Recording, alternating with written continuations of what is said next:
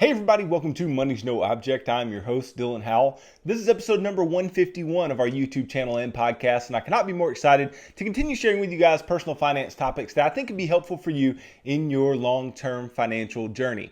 Today, we are going to talk about something that I have talked a bit about before, but we're really going to dig deep today and really dive into one of the best ways that you can go about building long-term wealth, and that is the Roth IRA.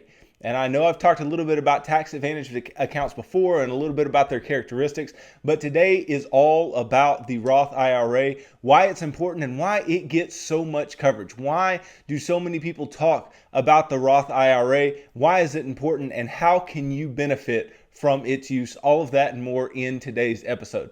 Before we get started though, if you could go down below, hit the big red subscribe button, like this video, leave me any feedback in the comments down below, and I'll be sure to respond to anything you leave down there. If you're listening on Apple or Spotify podcast, then be sure to subscribe and leave me a review on either one of those platforms. Follow me on social media at MNO with Dylan, and that's really good supplemental materials to all the things I'm putting out in these long form episodes on YouTube and the podcast every single day. And then if you need somebody to help you build a financial plan that is specific to you and your family's needs, I can help you do that. Just go to my website, www.mnowithdylan.com. Click on the Work with Dylan tab, and you can choose the financial coaching session type that would work best for you, and we can begin pushing towards your long-term financial goals together. Now, look, very often on this show, I talk about investing, and I talk about things that you could or should be doing in order to build long-term wealth, and things that you can use, accounts you can use, different types of securities you can use, things like that in order to grow your money over the long term. Well, today is specific about one of the types of accounts, and that is the Roth IRA. And the Roth IRA really gets all of its clout. It gets all of its coverage because it takes away one of the biggest drains on the money that we accumulate over time, and that is taxes, right? Roth IRA, all you can think about is tax-free, right? That's all you should think about when you think Roth IRA. You should think tax-free. And the reason that you should think tax-free is because the Roth IRA, in its nature, is an individual retirement account. That's what IRA stands for, right? Some people may argue individual retirement arrangement, right? That's an IRS definition, but many will say an individual retirement account. And what it does, it provides tax-free growth of your money and tax-free withdrawals of your money. And that is extremely useful given the fact that with most ways that you will invest, there are tax implications. If you just invest your money in a brokerage account, right? This is the simplest way in order to invest, right? But what are the consequences? What are the consequences of the growth within a brokerage account? Well, you put your money in, right? There's no tax implication there. Obviously, you've already paid taxes on whatever income you have, and you put money into a brokerage account, and your money grows. Well, as your money grows, any realized gains, right? So that means any time that there's any selling done in the account and there has been a capital gain that was realized. So let's say you, just for simplicity, let's say you bought a stock within a brokerage account at 100 and then you sold it at 120. Well, you made a $20 gain. Well, you have to pay taxes on that gain. You have to pay taxes on that $20. And if it's been more than a year since you bought it, by the time you sold it, you will pay the capital gains tax rate, which is less than your ordinary income tax rate. But if it is within a year, if it is a short-term gain, they call it, you will pay your individual tax rate. You will pay your ordinary income tax rate on that particular gain. Now, then as you go about holding whatever you hold within that account, right? You buy more stocks, you buy a mutual fund, whatever it may be, you get paid dividends, right? There are tax implications to any type of gain you make, any type of dividend that you have to pay taxes on, any type of gain that you make. Now, on the flip side, any losses can be deducted from your taxes if realized as well. But that's not what we're talking about today. I just wanted you to know about the simplest way that you could invest, right? The simple no limits way that you can invest, because there are no limits to a brokerage account. But the Roth IRA differs. And the way that the Roth IRA differs is because, again, in the same way as a brokerage account, the Roth IRA you put money in that has already been taxed, right? You've already been taxed on whatever money you put into the Roth IRA. You put the money in. As the money grows, let's say again, you buy that same stock at 100 and you sell it at 120. You have a $20 gain there, but that gain is not taxable. There are no taxes on any type of growth that is realized within the account. There's no taxes on dividends. There's no taxes on anything. And when you go to take your money out later on, there are no taxes, okay? So all the taxes that were paid once you made the money in income before you made the contribution, that's the only taxes you're gonna pay if you put the money within a Roth IRA. And that is why Roth IRAs are so attractive, because you can literally build a nest egg full of no taxes. You can build a nest egg to the point where you have all of this money built up and you will never have to pay taxes on that money. And that is a very good sight to many people who are afraid of the tax implications of building wealth, or afraid of being bumped into new tax brackets, or having to deal with different implications of having more money in retirement. But the Roth IRA takes all that away, takes all that worry away, because you will never pay taxes on that money again. So let's just start here. Let's just start with 5 basic characteristics of the Roth IRA, some of which I've talked about in this basic synopsis I just gave about the tax-free growth and the tax-free withdrawals. But we'll cover these 5 quick characteristics. So the first one, right, we talked a little bit about. You pay taxes on the money you put in the account, but you cannot deduct the contributions on your taxes, right? Any money that you put in, you cannot deduct from your taxes. Now, why is that an important thing? Well, because the traditional IRA, which came before the Roth IRA, the traditional IRA, you could deduct, and you still can if you have a traditional IRA, any contributions you make are tax deductible, right? Those that money will be treated as pre-tax money, whereas the money put into a Roth IRA is treated after tax, right? The taxes have already been paid, and then it is tax-free once it is in the Roth IRA. Whereas, again, the traditional IRA, you get the tax deduction on the front end, and you pay taxes on the withdrawals later on, and it grows tax deferred, right? You defer the taxes to the end when you make the withdrawals. Then the second characteristic of the Roth IRA, in 2020 and 2021, you can contribute up to $6,000 in a Roth IRA if you are younger than the age of 50. But if you are 50 or older, you can contribute $7,000 into an IRA. And if you're married, right, you and your spouse can each have a Roth IRA and each contribute whatever the max is based on your individual age for that year. And the reason I said 2020 and 2021 is because let's say you didn't open a Roth IRA last year, right? But let's say you're at the point this year, you have a lot of money laying around that you want to invest for your future, you want to invest for retirement later on. You can put that money in a Roth IRA, and you can put it in a Roth IRA and treat it as last year's contribution until you do your taxes for this year. Okay, so until you do your taxes, until April 15th of this year, right? You can, and they may have extended the tax date, so don't hold me to that. I know they extended it last year. But until the tax date, you can make contributions to an IRA for the year before. So you can still make 2020 Roth IRA contributions. So you could, hypothetically put $6,000 for last year if you are, under the age of 50, and then another $6,000 for this year. So you've got a lot of room to run when it comes to this year's contribution if you haven't started a Roth IRA before. Now, the third characteristic of the Roth IRA, you cannot contribute to a Roth IRA if your modified adjusted gross income, the MAGI that you see when you're going to file your taxes, was more than $139,000 in 2020 for single filers, or $206,000 in 2020 for married filing jointly. In 2021, the MAGI limit is $140 for single filers and $208 for married filing jointly. So there are these limitations on your income in order to contribute to a Roth IRA, but most people fall at or below those income limits, which is extremely helpful. A lot of people can take advantage of this tax advantaged account, this tax-free growth, these tax-free withdrawals of the Roth IRA. And even if you make more money than these modified adjusted gross income numbers, you could still backdoor your way into a Roth IRA. This is what's called the backdoor Roth strategy.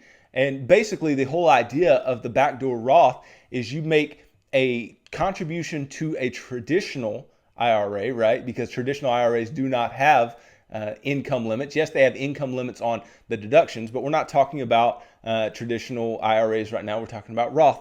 But you can make a contribution to a traditional IRA, and then you can backdoor, you can convert that traditional contribution into your Roth IRA, meaning you pay taxes on it and you move it from a traditional IRA into a Roth IRA. Now, I would definitely suggest getting with a CPA before you ever do this, because there are some rules surrounding it, and especially if you do it more than once or you do it on different lots of money, I would look for the advice of a good CPA in order to make sure that this is done correctly. But even if you make more than those modified adjusted gross income numbers, you can still put money into a Roth IRA. You just have to make sure that you do it within the bounds of what the IRS allows you to do. And the backdoor Roth strategy is 100% legal, is 100% allowed, but it is just a bit of a loophole that is just left open by the IRS that many people take advantage of, and normal people like you and me take advantage of every day. 100% legal, 100% able to do that. But again, just make sure that you get the advice of a good CPA before trying to do that on your own. That may be something that you need a little bit of guidance, a little bit of help on before working through it. Now, the fourth characteristic of the Roth IRA is people at least 59 and a half years old and who hold their accounts for at least 5 years can take distributions, including earnings, without paying federal taxes. Okay, so what does that mean? That means once you hit 59 and a half, right? If you've had your account for at least 5 years, then you can take out not just the money that you've put in, but the money that you've made. You can take out any of the money within that account, and everything is tax-free, no problem. And so that is the fourth characteristic. Then the fifth, you do not have to take any money out of the Roth IRA if you don't want to. There are no required minimum distributions, RMDs, right? RMDs are specific to traditional IRAs. Traditional IRAs have these things called required minimum distributions. Used to happen at age 70 and a half. Now they begin at age 72. And these required minimum distributions are basically the federal government requiring you to pay taxes on your money.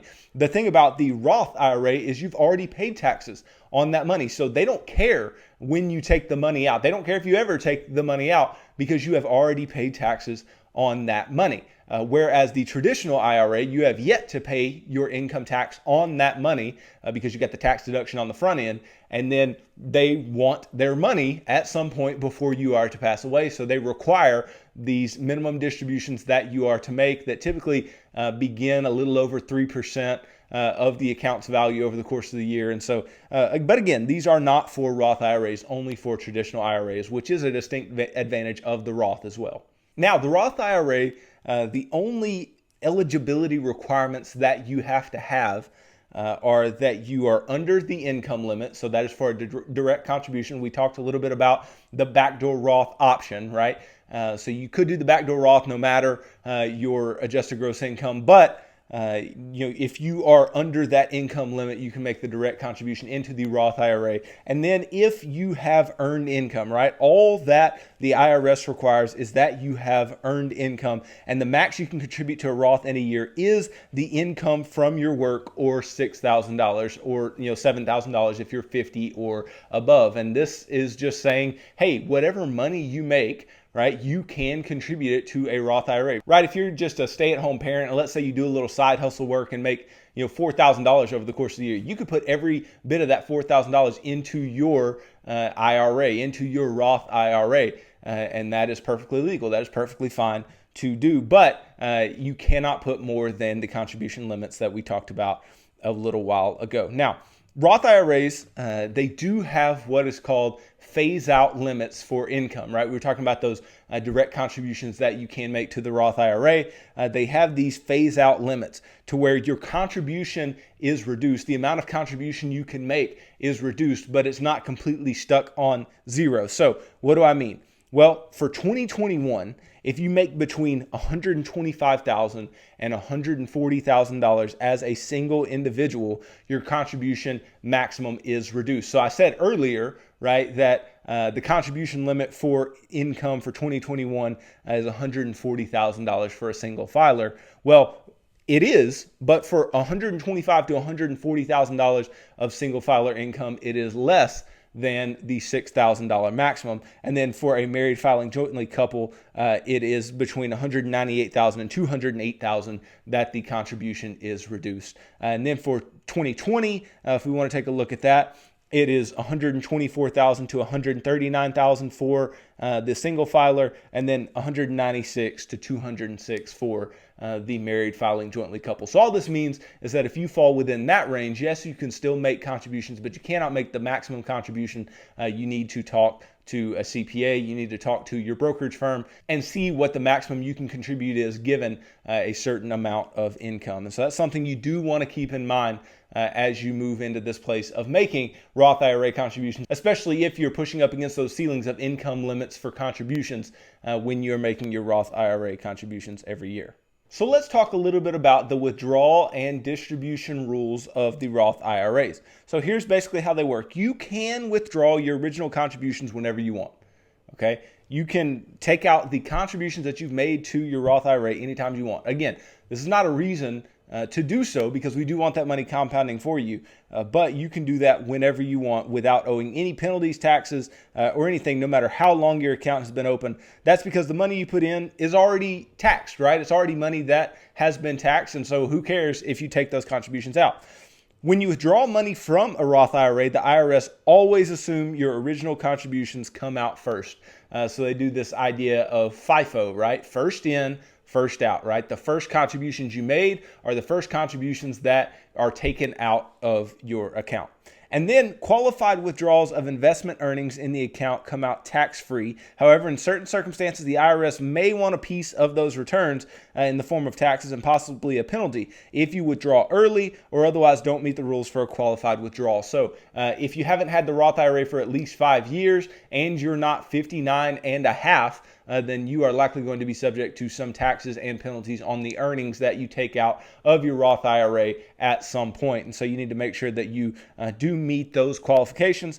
And then people at least 59 and a half years old and who hold their accounts for at least 5 years can take distributions, including earnings, and there will be no federal income tax, as I spoke about earlier. So those are the basic guidelines of withdrawals and distributions. So let's just go through real quick and let's talk about advantages versus disadvantages of the Roth IRA. Obviously, the advantage list goes down way further than the disadvantage list. So let's just go through it. First off, potential tax savings, right? Over time, your tax rate, especially if you're a young individual, Roth IRAs are best for the young individual because over time, it is likely that your tax rate increases. If your income increases over time, your job placement gets better over time, then you will be in a better position with more taxable income over time. And so you can decrease your taxes if you are to invest within a Roth IRA. So potential tax savings in that place and having the tax-free growth and the tax-free withdrawals later. Because that's what you have to think about. Even if you have a lower income tax rate later, meaning you paid higher taxes on the front end, the amount within it grew tax-free. You didn't have to pay any taxes on the growth. And then hypothetically, you could take the whole thing out on the back end and pay zero taxes. And I think that is really a beneficial thing, a beneficial idea of the Roth IRA. And then withdrawals are very easy. Again, you can withdraw your contributions at any time without penalties or taxes. And then the earnings may be subject to taxes or penalties depending on when you take them out. And if you have a Roth IRA, you can double dip. And what I mean by double dipping is you can contribute to a Roth IRA and a 401k, right? That's the thing. The Roth 401k, or just 401ks in general, have higher contribution limits than IRAs. Now, I'm not focusing on 401ks within this episode, but the 401k has a higher contribution limit. And Roth 401ks have no income limits, meaning if you're surpassing the income limits of the Roth IRA and you still want to put money into Roth accounts, if you have the ability to invest in a Roth 401k via your employer, then that may be a place that you can do so as well. But if you have access to both, you can put money in both up to each of their contribution limits if you can. Also, Roth IRAs have flexible timing, meaning you can choose when and how much you contribute to the Roth IRA. You don't have to, put money in systematically as you do with a 401k, but putting money in systematically is a smart thing to do. And then there's extra time to contribute. Again, you have until the tax deadline of the next year to make contributions for the current year. So if I want to make contributions for 2021, I have until tax day in 2022 in order to make this year's contributions. And then tax-free distributions, obviously, that's one of the biggest things going on here. Tax-free distributions are huge, along with tax-free growth. Just absolutely can't beat it. Then there's no age limit to open it. You can be any age you want to, as long as you have earned income and as long as you don't go over the income limits. And we talked about the backdoor Roth strategy way around that. You can still open a Roth IRA. And then no required minimum distributions. You don't have to take money out in any certain amount at any given time. Now, what are the downsides of the Roth? The downsides are pretty minimal, but here's just a few. You can't take a loan from the IRA in the way you can many 401ks. That said, you can always take out your contributions anytime. Now, we don't want to be taking loans from 401ks anyway. And again, we don't want to be taking our contributions out of the Roth IRA. We want to leave them in and allow them to compound over time. So that's not really a big downside.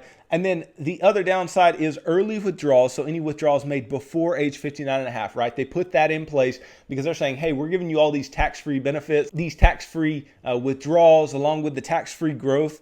And we're giving you that, but we're going to take something from you. We're going to take your ability to have full access to that money tax-free until age 59 and a half. So early withdrawals of your investment earnings come with a 10% penalty unless you meet one of the handful of exceptions. And there are exceptions if you need to get your money. And so I would check some of those out as well. Now, the cool thing about Roth IRAs is within them, you can invest in whatever you want really, right? Whatever, stocks, bonds, ETFs, mutual funds, whatever you are allowed by your broker. And there are other physical assets that can actually be held within IRAs as well, but don't really jump into that. My thoughts on some of these things, but holding mutual funds, holding diversified portfolios within your Roth IRA over the long term should do you pretty well as far as the growth that you should require on the contributions that you make. And so you can open one very easily, right? You can go to one of the online brokers. You can go to, Vanguard, Fidelity, Charles Schwab, any number of investment brokerage houses and open one really easy within, a matter of minutes online, and then begin making contributions. Put your, bank account information in and make contributions and invest those contributions in whatever you choose to invest them in. But just remember that what we are trying to do here is we are trying to build up tax-free assets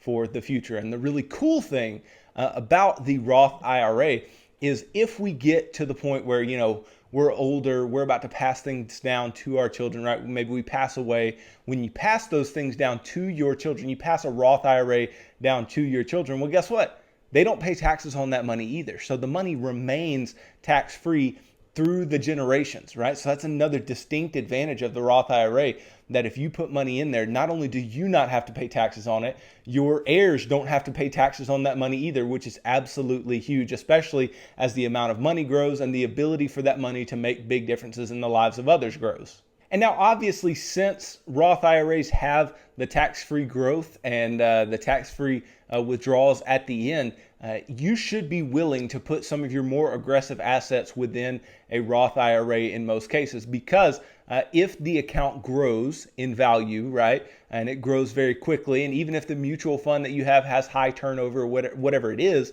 right, you're not going to be paying taxes on whatever is within that Roth IRA, whatever realized gains you have within that Roth IRA.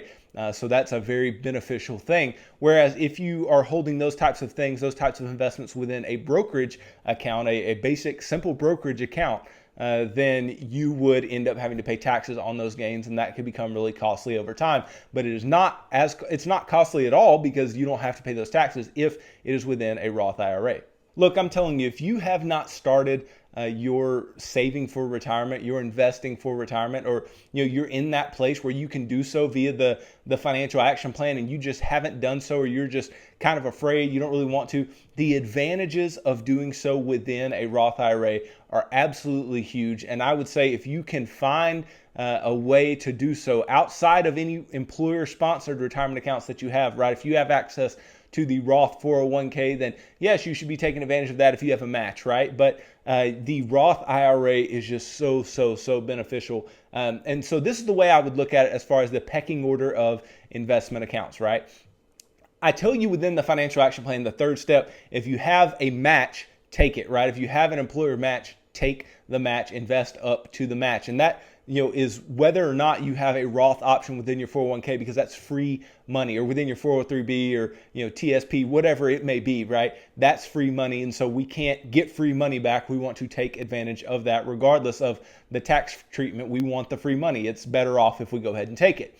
Now, when it comes to anything past the match, right? I want to look at match, and then I want to look Roth, right? Because I want everything tax-free. Having tax-free assets is absolutely huge as you go down the line. And then I would look at traditional, right? Because there's still good, tax advantages there, because that's, short-term tax advantages. I get the tax deduction this year, but I have to pay the taxes later. And then I would look at brokerage type accounts that are 100% taxable. But look for the tax benefits of the Roth IRA right after you look at the match that is offered by your employer. Maybe your employer doesn't offer a match, then go straight for the Roth, because those tax advantages, the compounding of money within a tax-free account, is just absolutely huge, and you cannot beat it with a stick over time. And this isn't something I'm just preaching to you. I'm not just telling you you should have this type of account because I, believe that it's true, or because I read an article, or because I have a Roth IRA as well. My wife has a Roth IRA as well. She has access to a Roth 401k via her work as well. And so we have access to these Roth assets and are taking advantage of them and are putting money away in Roth assets. And in doing so, we are going to have tax-free money later on. And that tax-free growth is really going to allow our money to compound and compound aggressively into the future, and then allow us to minimize our tax burden on the back end, and can really decrease the taxes that we have to pay on things like Social Security, if that's still around, and taxes that end up showing up in the way of Medicare Part B costs or whatever it may be, right? Your taxable income can have a lot of impacts on you later in life. And if you can decrease that taxable income down to zero based on the Roth IRA contributions that you can make and let grow over time, then that is a huge advantage. And I would absolutely be doing that in order to maximize my retirement, and in order to make sure that we can keep our hands on all of the money that we put away for ourselves for the future. So I hope this really helped you to understand more about Roth IRAs, why they're such a big deal, and why you should be taking advantage of them if at all possible. So thanks for watching this video. If you could go down below, hit the big red subscribe button, like this video, leave me any feedback in the comments down below, and I'll be sure to respond to anything you leave down there. If you're listening on Apple or Spotify podcasts, then make sure to subscribe and leave me a review on either one of those platforms. Follow me on social media at MNO with Dylan, and that's really good supplemental materials to all the things I'm putting out in these long form episodes on YouTube and the podcast every single day. And then if you need somebody to help you build a financial plan specific to you and your family's needs, I can do that. Just go to my website, www.mnowithdylan.com. Click on the Work with Dylan tab, and you can choose the financial coaching session type that would work best for you, and we can begin pushing towards your long-term financial goals together. So tune in tomorrow as I talk more about the 401k, 403b, TSP, whatever match. I talk more about the match in tomorrow's episode, so absolutely don't miss that, and don't miss the talk about free money. So thanks for tuning in to this episode of Money's No Object. I'm your host, Dylan Howell. God bless.